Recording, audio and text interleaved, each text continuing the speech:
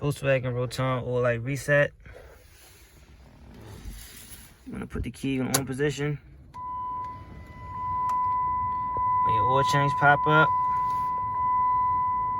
wait till it pop up. You wanna hit the pedal 3 times.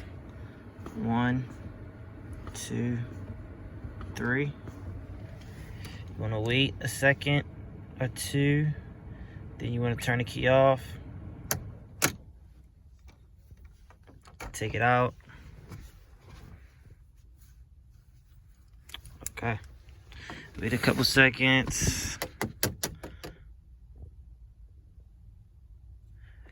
Put it back in.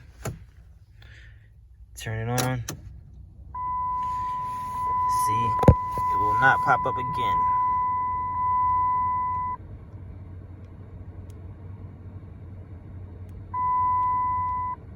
Yep, just low washer fluid. You just reset the oil life for Volkswagen routon. Thanks.